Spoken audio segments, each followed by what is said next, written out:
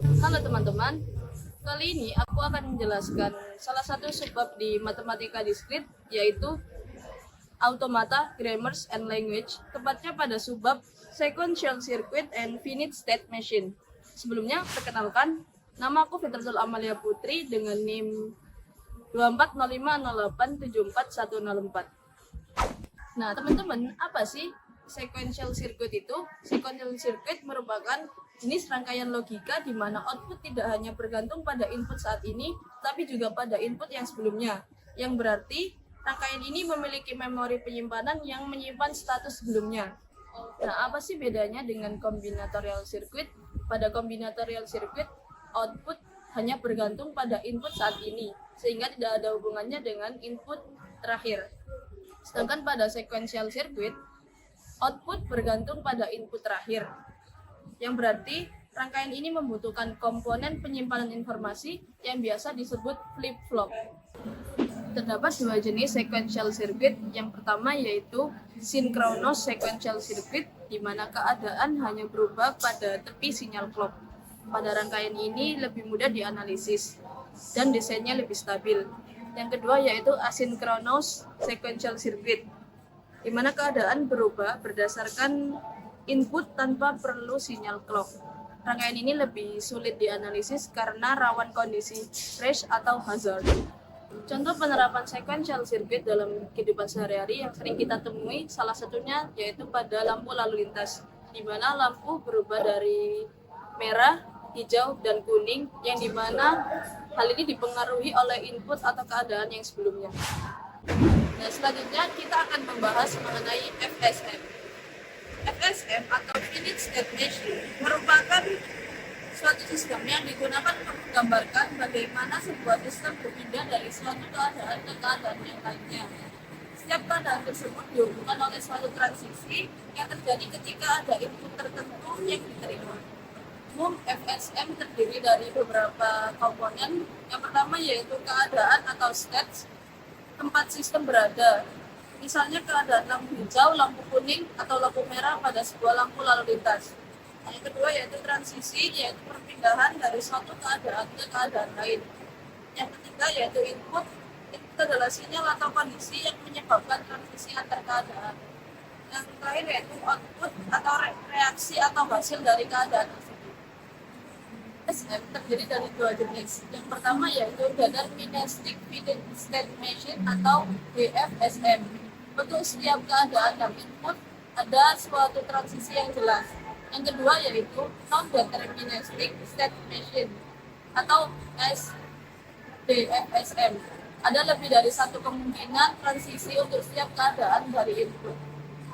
Penerapan FSM dalam kehidupan sehari-hari yang sering kita jumpai, salah satunya yaitu pada sistem vending machine atau mesin penjual otomatis, di mana mesin tersebut memiliki beberapa keadaan seperti idle atau menunggu, waiting for money, and dispensing product atau mengeluarkan produk, dan juga change gift, memberikan kembalian.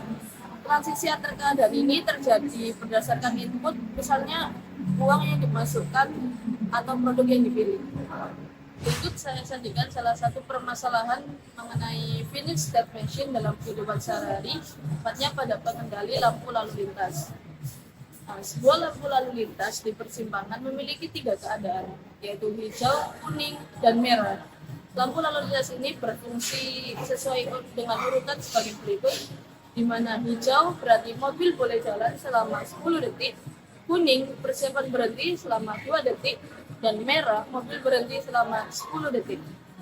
Pertanyaannya adalah, buatlah diagram FSM yang menggambarkan pengendali lampu lalu lintas ini. Yang kita lakukan adalah yang pertama menentukan state atau keadaan.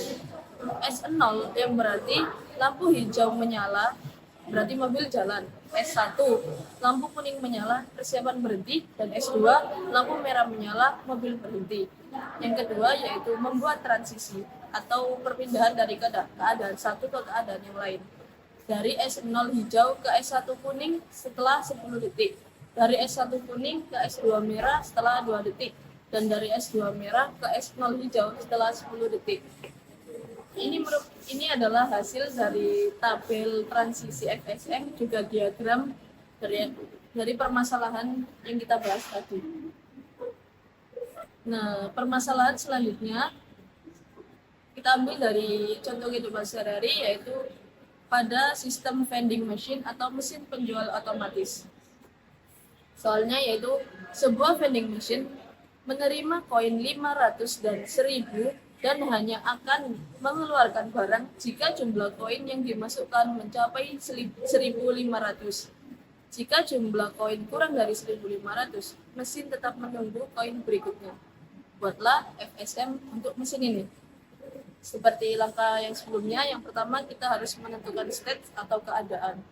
S0, mesin belum menerima koin, totalnya 0. S1, mesin telah menerima sebanyak 500. S2, mesin telah menerima sebanyak 1000. Dan S3, mesin telah menerima sebanyak 1.500. Yang berarti mesin sudah bisa mengeluarkan barang yang diinginkan. S2, input 500, S3 total 1.500, barang keluar. Input 1.000, S3 total 2.000, barang keluar. Dari S3 kembali ke S0 setelah barang dikeluarkan. Nah, ini adalah tabel transisi dari FSM, juga diagram dari FSM. Jadi yang dapat saya jelaskan, untuk subbab selanjutnya akan dijelaskan oleh rekan saya. Baik, selanjutnya kita akan membahas tentang FSA.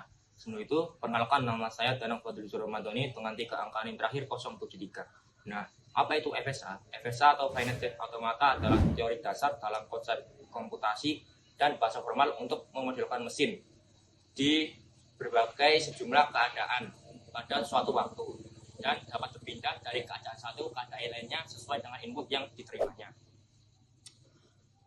Pengaplikasian FSA dapat terjadi di berbagai macam bidang, misalnya pada pengolahan teks, pada desain sirkuit digital, dan analisis bahasa formal. Secara umum, FSA memiliki berbagai elemen dasar.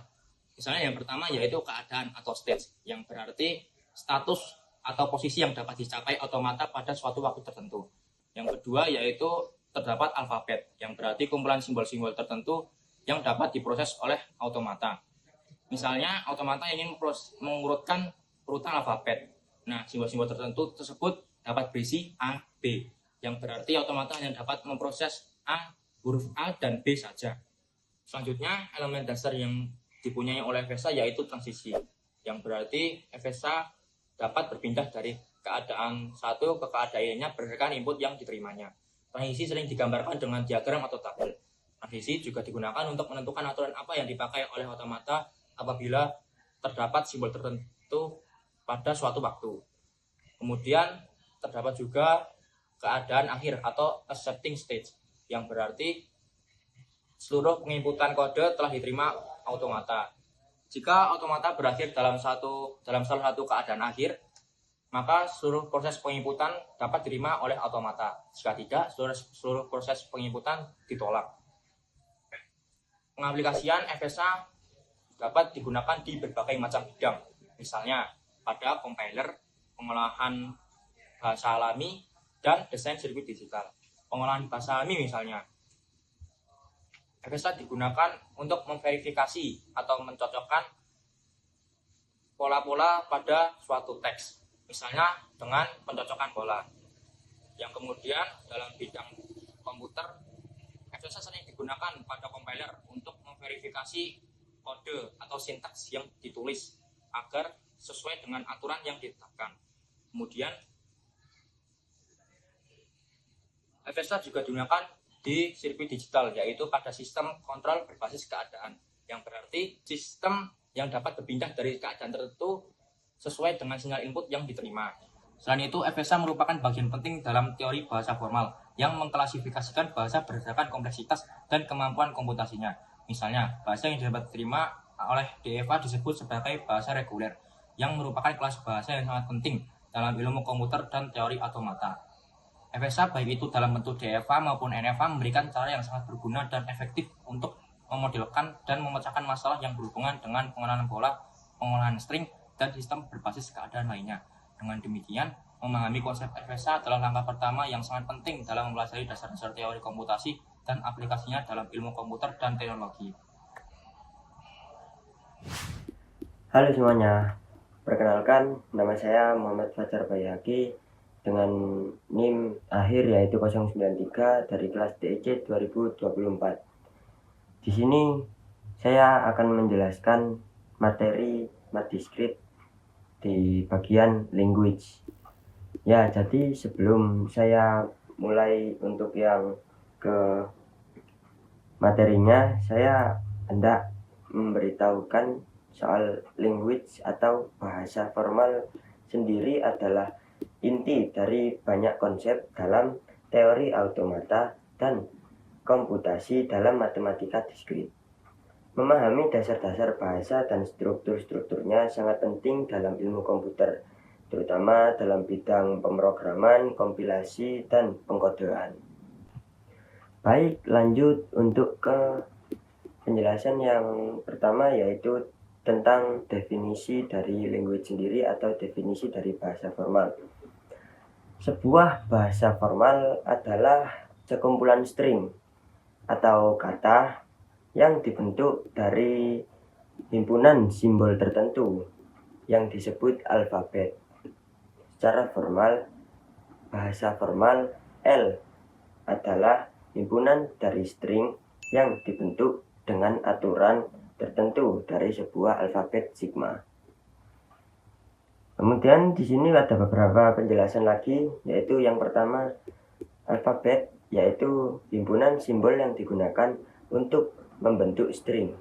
Contoh yaitu seperti sigma sama dengan A, B. Kemudian untuk yang kedua yaitu string, urutan simbol dari alfabet. Jadi contoh dari string itu yaitu jika sigma sama dengan AB, maka jadi AB, BA dengan AAB adalah string yang valid. Kemudian untuk yang ketiga yaitu bahasa. Bahasa yaitu himpunan string yang dibentuk dari simbol dalam alfabet. Contohnya yaitu L sama dengan A, AB, AAB. Itu adalah bahasa yang terdiri dari string-string tersebut. Baik, kemudian untuk yang selanjutnya yaitu tentang panjang string. Panjang dari sebuah string W yang ditulis seperti ini, itu adalah jumlah simbol dalam string tersebut. Contohnya yaitu untuk string W sama dengan AB, maka W sama dengan 2, seperti ini. Baik, untuk yang selanjutnya yaitu kata kosong atau empty string. Kata kosong adalah string yang tidak memiliki simbol sama sekali dan biasanya dilambangkan dengan yaitu epsilon atau dengan lambda. Panjangnya adalah 0, jadi epsilon sama dengan lambda. Yang selanjutnya yaitu konkatenasi atau concatenation. Konkatenasi adalah operasi penggabungan dua string menjadi satu string. Jika W1 dan W2 adalah dua string, maka konkatenasi dari W1 dan W2 adalah W1 W2. Yaitu bagaimana contohnya, seperti jika W1 sama dengan A dan W2 sama dengan B, maka W1 W2 adalah AB. Kemudian yang selanjutnya yaitu himpunan string dan bahasa. Himpunan string berakhir dan himpunan string tak terbatas. Kita bahas dulu untuk yang himpunan string berakhir atau finite language. Bahasa yang terdiri dari sejumlah string terbatas. Contohnya yaitu seperti L sama dengan A, AB, AAB. Kemudian untuk yang selanjutnya, himpunan string tak terbatas atau infinite language. Bahasa yang terdiri dari jumlah string yang tak terhingga. Contoh bahasa yang terdiri dari string yang hanya mengandung huruf A, yaitu L sama dengan A, AA, AAA, dan seterusnya. Kemudian untuk yang nomor 6 yaitu operasi pada bahasa. Yang pertama ada Clinic Star atau L dengan yang dilambangkan dengan L bintang ya teman-teman. Operasi ini menghasilkan bahasa yang terdiri dari semua string yang bisa dibentuk dengan menggabungkan string-string dalam bahasa L, termasuk kata kosong. Jika L sama dengan AAB, maka L bintang akan mencakup epsilon A, AB, AA, AAB, ABAA. Dapat dilihat seperti yang dijelaskan di sini. Kemudian untuk yang selanjutnya yaitu union, yaitu gabungan dari dua bahasa. Jika L1 sama dengan A, AB, dan L2 sama dengan B, BA, maka L1 gabungan L2 yaitu A, AB, B, BA. Dan untuk yang ketiga yaitu intersection atau biasa kita sebut dengan irisan, yaitu jika L1 sama dengan AAB dan L2 sama dengan AB, BA, maka L1 irisan L2 yaitu AB. Kemudian untuk penjelasan saya di sini tentang contoh bahasa dalam teori bahasa, yaitu yang pertama ada bahasa yang terdiri dari string yang hanya mengandung simbol A berulang, seperti L sama dengan A pangkat N. Kemudian N lebih besar sama dengan 0, seperti ini teman-teman. Kemudian yang kedua yaitu bahasa yang mengandung string dengan pola tertentu. Misalnya semua string yang mengandung lebih dari 2 huruf A.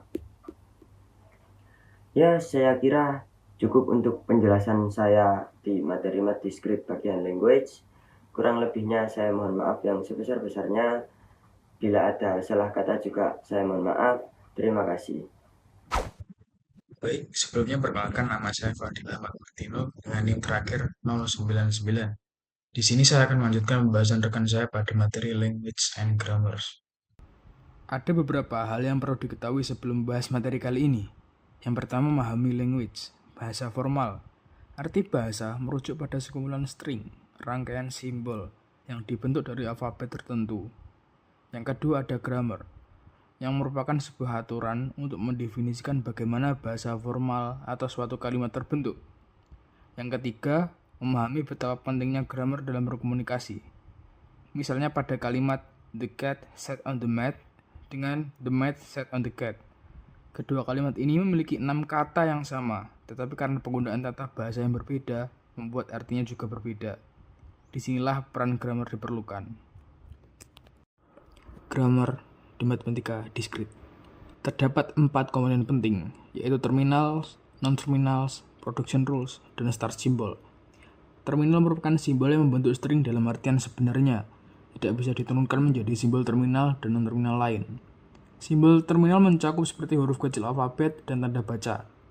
Sedangkan non-terminals adalah variabel yang melambangkan suatu string, bertindak sebagai pengganti dalam produksi, yang artinya masih bisa diturunkan menjadi simbol terminal dan non-terminal lain. Simbol non-terminal mencakup seperti huruf besar alfabet dan string yang bercetak miring. Selanjutnya ada production rules, merupakan suatu aturan menentukan bagaimana string di-generate nantinya, dan memandu transformasi dari non-terminal ke terminal. Misalkan seperti ini, yang berarti T menghasilkan A, lalu seperti ini, yang berarti E menghasilkan T, atau E menghasilkan T plus E. Lalu yang terakhir ada start symbol, merupakan titik masuk untuk menghasilkan string yang menunjukkan di mana proses produksi dimulai. Tipe grammar. Setiap aturan produksi dalam bentuk alfa menghasilkan beta, di mana alfa dalam produksi dan beta adalah hasil produksi. Terdapat 4 tipe grammar yang diklasifikasikan menurut aturan produksinya. Yang pertama ada type 0, recursively enumerable grammars.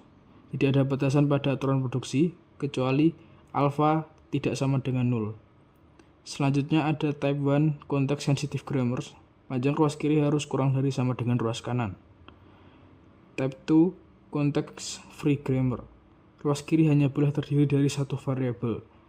Type 3, regular grammar. Hanya ada dua aturan produksi. Satu variabel ruas kiri menghasilkan satu terminal ruas kanan, atau satu variabel ruas kiri menghasilkan kombinasi variabel dan terminal.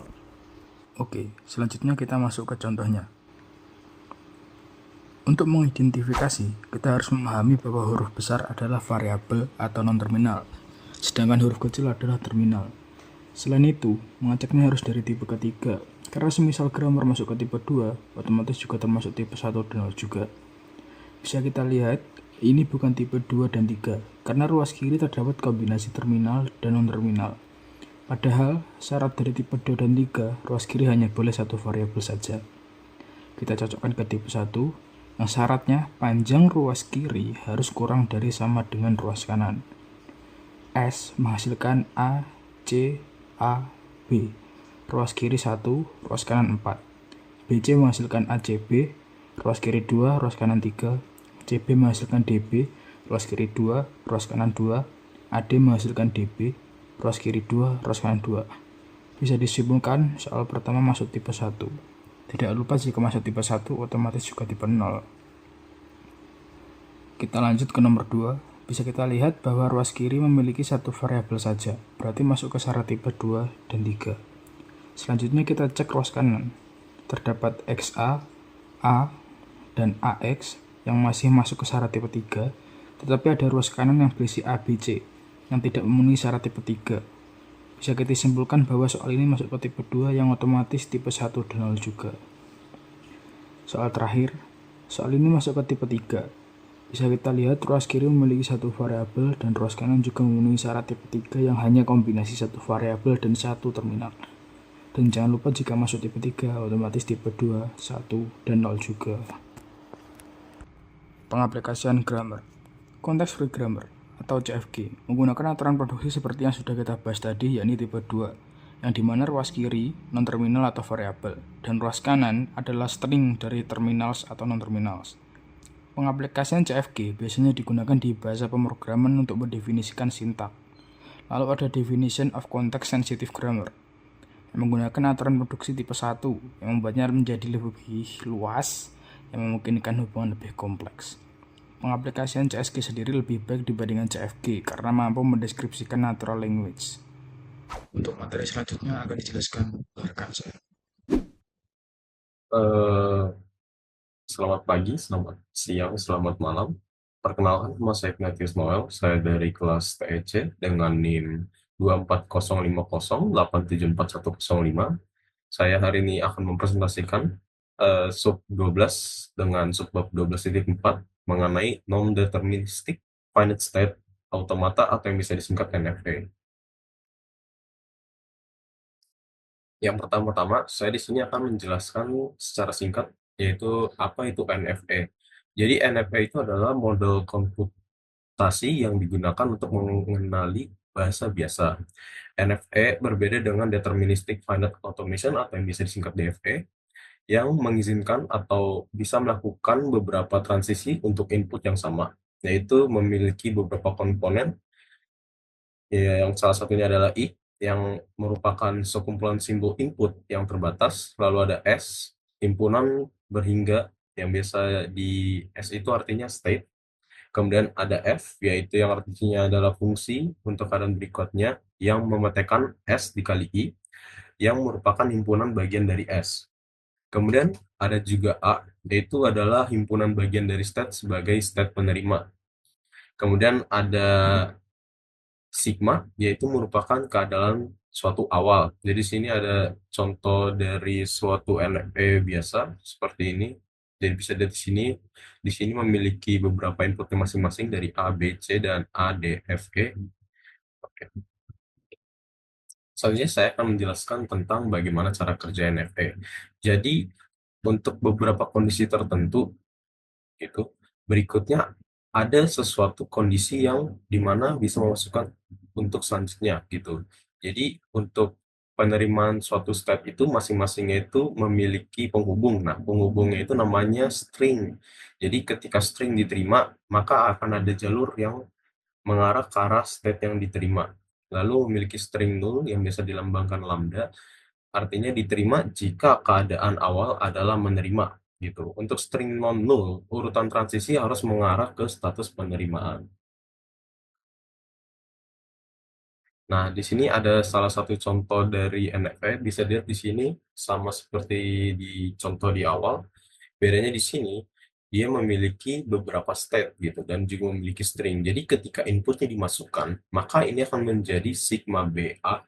Lalu dari sigma BA ini bakal lanjut lagi, yaitu menjadi sigma AC. Dari sini di C akan akan berputar lagi sekali lagi, yaitu menjadi sigma, enggak, menjadi C, BD, lalu berubah lagi menjadi C, BF, dan selanjutnya. Maka dia bisa masuk atau di sini memiliki state akhir yang maka berarti input yang dimasukkan tadi itu berarti diterima oleh fungsinya gitu. Oke, selanjutnya di sini ada salah satu contoh yang sama. Berbedanya di sini kita tidak menggunakan huruf tapi kita di sini menggunakan angka gitu. Di sini memiliki key 0, key 1, key 2 dan key 3 sebagai input untuk menerimanya. Kemudian di semua sini memiliki stringnya masing-masing, yaitu yang bisa dilihat di sini tengah-tengah, di tengah-tengah arah panah ini, di sini adalah string untuk menerima inputnya, gitu. Jadi ketika key satunya 1, maka akan lanjut lagi ke key 1, lanjut lagi ke key 2, lanjut ke key 3. Itu kalau input yang dimasukkan tetap 1, yaitu artinya di sini 1, 1, 1, 1. Jadi, walaupun ketika dimasukkan inputnya adalah 1, 1, 0, 0, 0, maka tetap bisa. Kenapa? Karena di sini lihat dong, di atasnya ini, di atas key 0, ada terdapat sebuah anak panah yang memutar keadaannya lagi, berarti artinya string yang dimasukkan atau input yang dimasukkan tadi itu berputar. Jadi ketika dimasukkan dia mau key 1, lalu lanjut 0, 0, 0, bisa saja. Lalu selanjutnya, kita akan memiliki perbandingan antara DFA dan NFA. Jadi DFA itu memiliki satu transisi per satu status per input gitu. Berbeda dengan NFA yang dimana beberapa atau mau transisi untuk status dan input tertentu gitu. Jadi perbedaan yang paling mencolok dari kedua diantaranya adalah ketika kita memasukkan suatu input ke dalam DFA. Contohnya ini adalah sebuah DFA ya. Jadi contoh kita masukkan stringnya 0, maka untuk DFA string 0-nya itu nggak bakal ditulis 0, jadi cuma ditulisnya kosong. Berbeda dengan NFA, ketika kita masukkan inputnya adalah 0, maka di state selanjutnya akan tetap ditulis 0, dan state selanjutnya tetap bakal ditulis 1 gitu. Dan untuk cara simpel mengetahui kedua berbedanya itu adalah NFA itu bisa dikonversi menjadi DFA yang setara. Jadi tidak ada perbedaan ketika Jadi jika ada yang memiliki pertanyaan mengenai mana yang lebih kuat, apakah NFA atau DFA, maka jawabannya tidak ada karena DFA dan NFA itu memiliki keadaan yang setara dan setiap NFA itu bisa dikonversi menjadi DFA. Selanjutnya saya akan memberikan sedikit contoh dari aplikasi NFA. Aplikasi NFA itu salah satunya adalah analisis leksiral dalam kompiler, pencocokan pola dalam pencarian teks, dan permodelan dan simulasi. Oke, Assalamualaikum warahmatullahi wabarakatuh. Perkenalkan, nama saya Muhammad Is'ad Nur Kurniawan dari program studi Teknik Elektro kelas C 2024 dengan NIM 240508 saya ulangi 250508740096. Saya akan menjelaskan tentang ekivalensi non-deterministik ke deterministik finite automata atau lebih dikenal transformasi NFA ke DFA. Nah, NFA, DFA ini adalah jenis mesin dalam sebuah automata, yaitu dinamakan mesin NFA atau non-deterministik ke mesin DFA atau deterministik finite automata. Di sini latar belakangnya mahasiswa atau kami mampu menjelaskan arti, tujuan, dan definisi perubahan mesin non-deterministik finite automata ke mesin deterministik finite automata. Jadi intinya pada bab ini saya akan menjelaskan bagaimana cara perubahan mesin NFA ke DFA atau lebih dikenal dengan ekuivalensi NFA ke DFA. Teori ekuivalensi NFA ke DFA berarti bahwa mesin NFA dapat diubah menjadi mesin DFA, yang artinya keduanya mampu menerima bahasa yang sama. Nah, proses konversi dimulai dengan membuat 5 tupel. Kalau cara pengerjaannya yaitu dimulai dengan membuat 5 tupel yang mencakup state, input, start state, final state, dan tabel transisi. Nanti setiap tupel akan diwakili oleh sebuah lambang. Nanti jadi cara pengerjaan akan ada, yaitu mencakup state, input, start state, final state, dan tabel transisi. Jadi kita akan mencari 5 itu dulu sebelum beranjak ke langkah-langkah selanjutnya. Nah, langkah-langkah mengubah NFA ke DFA. Proses pertama, setelah tadi menemukan atau membuat 5 state, 5 tuple termasuk state, kemudian inputan, kemudian ada start state, final state, dan tabel transisi. Lalu proses selanjutnya mengurutkan state berdasarkan tabel transisi. Jadi nanti di tabel transisinya ada diurutkan, entah itu mulai dari mesin yang pertama, kedua, ketiga, dan seterusnya beserta inputannya. Kemudian membuat state baru jika state yang diperlukan belum ada. Misal di dalam mesin itu terdapat dua state atau 2 mesin, maka nanti akan membuat setiap mesin itu di dalam masing-masing state. Misal mesin 1 masuk ke state 1 dan seterusnya. Yang ketiga, menggambar busur transisi berdasarkan input yang ada. Jadi setiap mesin nanti akan terhubung melalui busur transisi, dan di dalam busur itu akan ada input yang menghubungkan antara dua state. Yang keempat, nanti final state di DFA ditentukan oleh state yang mengandung final state di NFA. Misal final state di NFA itu adalah mesin yang pertama, jadi nanti di DFA juga sama, yang mengandung final state atau finishnya nanti juga mesin yang pertama. Langsung kita coba dengan contoh soal berikut ini. Oke, kita masuk ke cara pengerjaan ekuivalensi NFA ke DFA. Di sini ada sebuah mesin, 2 mesin lebih tepatnya, yaitu yang awalnya mesin NFA. Nah, ini kita akan ubah menjadi DFA terlebih dahulu.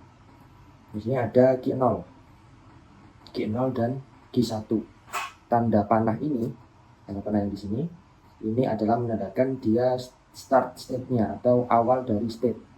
Nah, Q0 dan Q1 ini adalah state-nya, dan Q0 menjadi start state-nya.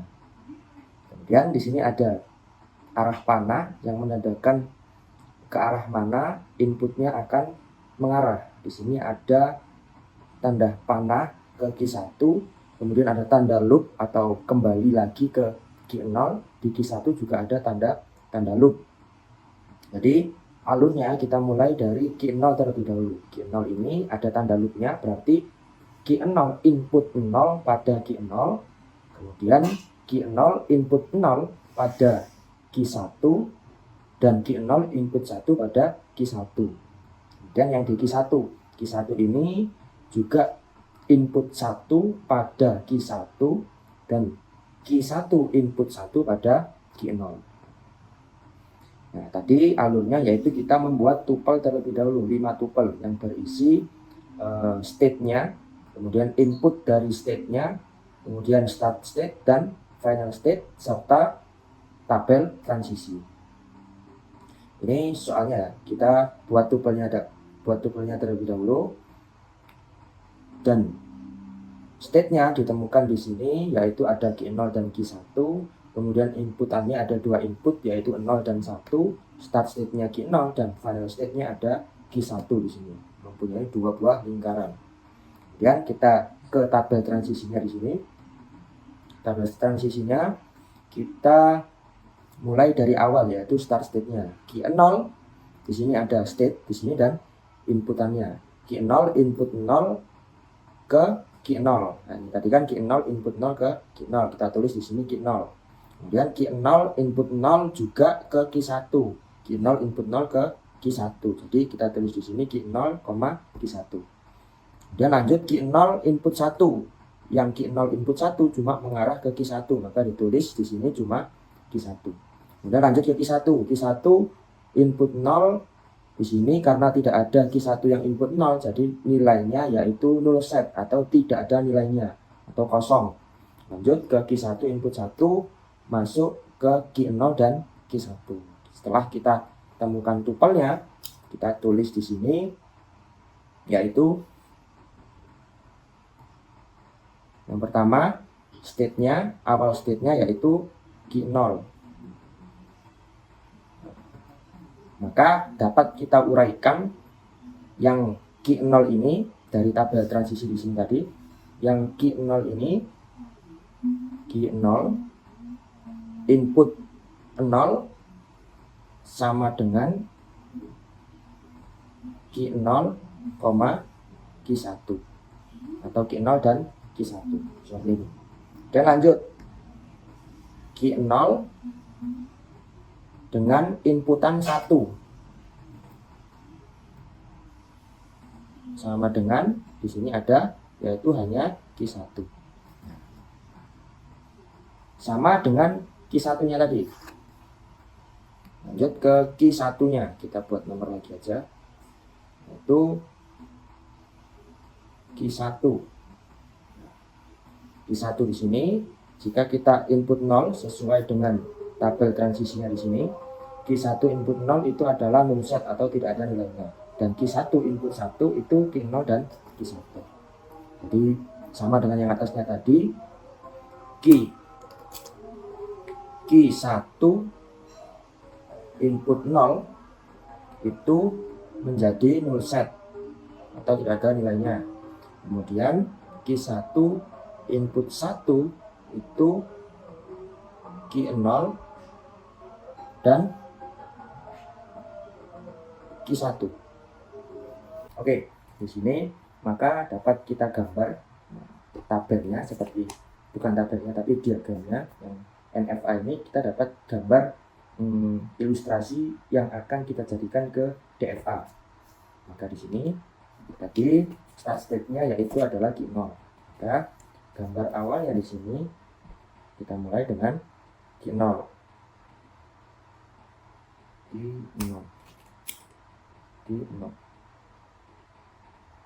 Oke. Tadi sebelumnya Q0 input 0 itu akan menuju ke arah ini ya, Q0 dan Q1. Maka kita buat di sini Q0 dan Q1. Ini ya. Tadi Q0 input 0 itu adalah Q0 dan Q1. Lanjut. Q0 input 1 menuju Q1, karena di sini tidak ada state Q1, kita tambahkan saja Q1 input 1. Nah, yang Q0 sudah selesai ya. Kita lanjut ke Q1-nya. Q1 input 0 itu adalah null set. Nah, karena di sini tidak ada state null set, kita tuliskan saja null set. Jadi Q1 input 0 itu adalah null set. Lanjut ke Q1 input 1 menuju ke Q0 dan Q1. Jadi tinggal tarik saja ke atas. Ini adalah inputan 1. Oke, kita lanjut ke langkah selanjutnya. Setelah kita gambar ini, maka ditemukan ekuivalensi ke DFA-nya seperti ini, tapi masih ada langkah selanjutnya, yaitu mencari inputan yang sama. Kita tulis saja di sini. Inputan yang sama. Inputan yang sama itu maksudnya adalah dari Q0 input 0 dan Q1 input 0 ke offset. Maka kita tulis saja di sini Q0 dan input 0 itu sama dengan Q0 dan Q1, lalu kita gabungkan dengan simbol U, itu union, dengan Q1 input 0 sama dengan hasilnya adalah 0 set. Cara penggabungannya yaitu Q0 kita gabungkan dengan Q1, 0 kita gabungkan dengan 0-nya, lalu hasilnya kita gabungkan dengan hasil seperti ini. Jadi Q0 kita gabungkan dengan Q1, 0 inputannya kita gabungkan dengan inputan, hasilnya dengan hasil. Lebih gampangnya seperti itu. State dengan state, input dengan input, dan hasil dengan hasil. Maka dapat kita tulis uraiannya di sini saja ya, yaitu Q0 dan Q1 input 0 sama dengan Q0 Q1. Lalu sama dengan state yang Q1, karena ini yang Q0 sudah state Q0, maka kita sekarang beralih ke state Q1. Sama, Q1 input 1, Q1 input 0, Q1 dan inputan 1. Jadi kita tulis di sini, kita taruh garis di sini, yaitu Q1 input Q0, maaf ya, Q0 input 1 itu hasilnya Q0 input 1 hasilnya Q1, lalu kita gabungkan dengan Q1 input 1, hasilnya Q0 Q1. Ini sama caranya seperti yang awal tadi, yang ini state dengan state, input dengan input, dan hasil dengan hasil. Maka dapat kita temukan yaitu Q0 Q1 dengan inputan 1, hasilnya karena di sini Q1 bertemu dengan Q1, maka hasilnya tetap Q1. Kita tulis hasilnya adalah Q0 Q1. Oke, kita lanjut ke langkah terakhir. Setelah kita menemukan inputan yang sama ini akan menjadi sebuah loop. Karena di sini ada dua, nanti kita akan menambahkan loop di antara Q0 Q1 dan null setnya nanti. Oke, maka kita bisa gambar dari NFA ini ke DFA. Ini mohon maaf ya tadi storage-nya pun. Maka kita akan gambar terakhirnya. Kita mulai dari data base. Kita startnya dari Q0.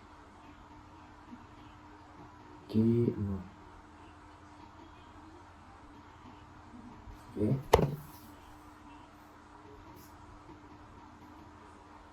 Q0 input 0 menjadi Q0 dan Q1.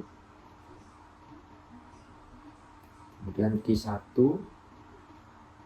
di sini input 1, kemudian Q1 input 0. Di sini adalah null setnya.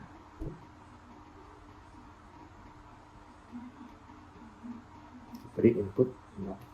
Nah, kemudian hasil inputan yang sama ini, di sini kan Q0, Q1 input 0, hasilnya Q0, Q1. Maka di sini kita beri loop ya dengan input 0. Kemudian yang selanjutnya, nanti kita juga sudah cari Q0, Q1 input 1 sama dengan Q0, Q1. Maka di sini hasilnya adalah 0 dan 1. Sama juga dengan null setnya. Null set itu bila diberi input dia akan sama hasilnya, yaitu tetap null set. Logikanya seperti ini, yaitu bila null set kita beri input 0, hasilnya tetap 0. Kalau kita beri input 1, dia tetap hasilnya 0. Maka di sini kita beri loop 0 dan 1, hasilnya tetap 0. Nah, ini adalah ekuivalensi NFA ke DFA. Tadi di NFA itu ada final state-nya. Seperti yang saya terangkan di PPT tadi, jika NFA final state-nya ada di Q1, maka di DFA juga harus final state-nya ada di Q1. Ya.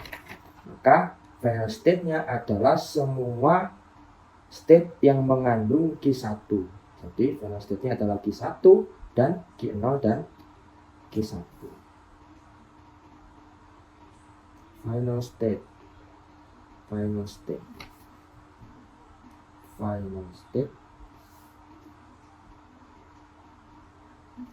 yaitu Q1 dan Q0, Q1. Selesai. Halo, saya Devan Aldio, tim 102 akan menjelaskan yang dijelaskan teman saya, rekan saya tadi. Saya akan menjelaskan lanjutan dari materi automata. Jadi di sini ada teorema L sama dengan A pangkat N, B pangkat N, dan N sama dengan 1,2 titik-titik. Kita akan membuktikan bahwa L bukan bahasa reguler. Nah, untuk pembuktian dan langkah-langkah, yang pertama kita anggap L adalah sebuah bahasa reguler. Maka lema pumping berlaku, artinya ada angka P yang disebut panjang pumping. Nah, kita menggunakan metode lema pumping. Pilih string dari L. Ambil string W sama dengan AP, BP. A pangkat P, B pangkat P. String ini terdiri dari P huruf A diikuti oleh P huruf B. Jelas bahwa W itu adalah elemen dari L atau termasuk dalam L. Sesuai lema pumping, kita akan memecah W menjadi X, Y, Z dengan aturan X dan Y hanya terdiri dari huruf A karena XY lebih kecil sama dengan P. Bagian dari Y tidak kosong atau Y lebih besar daripada 0. Lalu tambahkan Y sekali lagi. Misal kita ambil I sama dengan 2. Maka string baru menjadi W aksen sama dengan X, Y kuadrat, Z yang memiliki lebih banyak A daripada B. Contohnya, jika Y sama dengan A pangkat C, ini bisa diubah menjadi huruf lain. Kita bisa A pangkat M, A pangkat apapun. Di sini kita Y sama dengan A pangkat J, maka W aksen sama dengan A P plus J B P. Nah, setelah kita menemukan Y dan W aksennya, string W aksen memiliki jumlah A lebih banyak dari B, sehingga tidak sesuai dengan aturan bahasa L yang mengharuskan jumlah A dan B sama. Nah, di sini terjadi kontradiksi. Nah, string L kontradiksi itu menyebabkan bahwa L itu tidak reguler, atau L itu tidak merupakan bahasa reguler karena terdapat kontradiksi. Maka dapat disimpulkan bahwa W aksen tidak termasuk dalam elemen L atau string L. Nah, selanjutnya kita mempunyai teorema yaitu LR sama dengan XN titik-titik X1 atau X1 titik-titik XN adalah elemen dari L. Nah, pada gambar pertama, kita mempunyai FSA yaitu AB. Maksud saya menerima bahasa L yaitu string AB, AA, BB. Nah, di sini tugasnya adalah dibalik dari state awal itu Q1 menjadi state awalnya itu Q3 pada gambar selanjutnya 12.5.5. Kita balik arahnya. Nah, lalu saat arah panah sudah dibalik, state awal state akhirnya sudah dibalik, kita harus tahu bagaimana string kebalikannya ini atau input dari arah panah ini, yaitu di gambar 12.5.6. Nah, bagaimana caranya kok bisa seperti ini? Menjadi arah panah yang berbeda. Nah, pertama, kita ketahui bahwa pada state awal terdapat L string yaitu AB, AA, BB. Pada Q3 ke arah B kembali ke dirinya sendiri.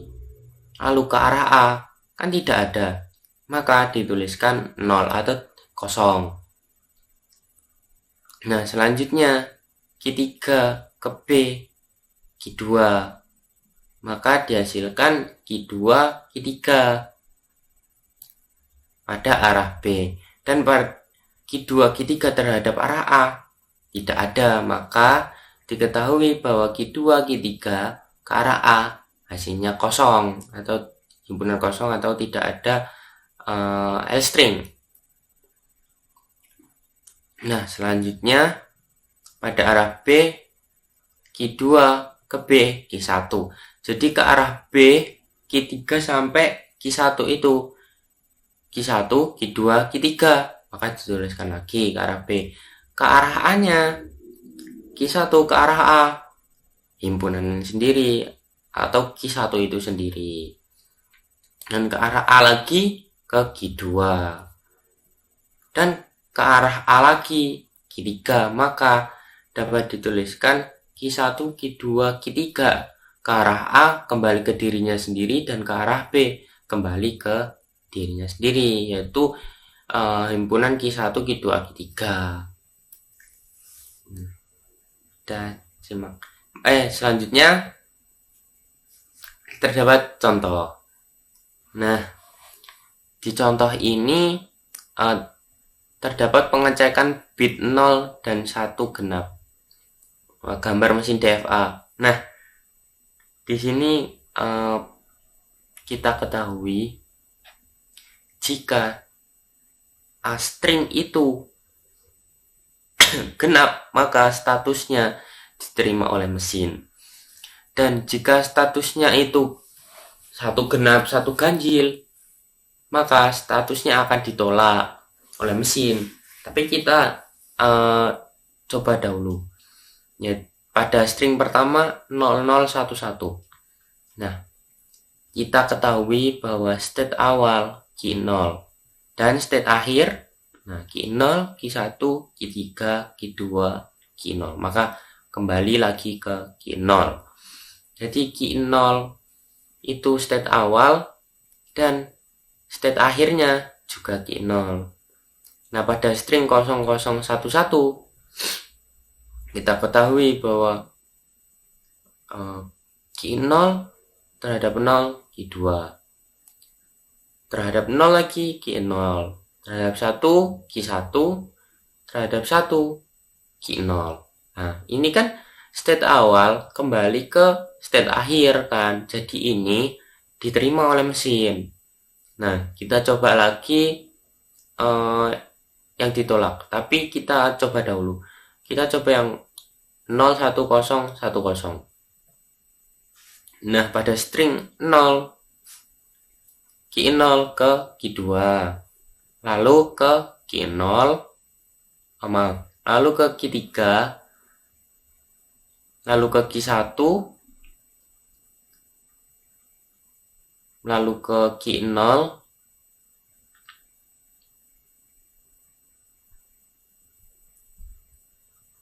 lalu ke key 2. Apakah betul? Kita cek lagi. Kita string 01010. Nah, key 0 terhadap 0 ke key 2. Nah, ke key 2 ini terhadap 1. Jadi key 3 terhadap 0, key 1 terhadap 1, key 0 terhadap 0, key 2. Jadi berhenti di key 2. Jadi state awal key 0 dan pada string ini tidak kembali ke state akhir, maka statusnya ditolak oleh mesin. Itu. Sekian, terima kasih.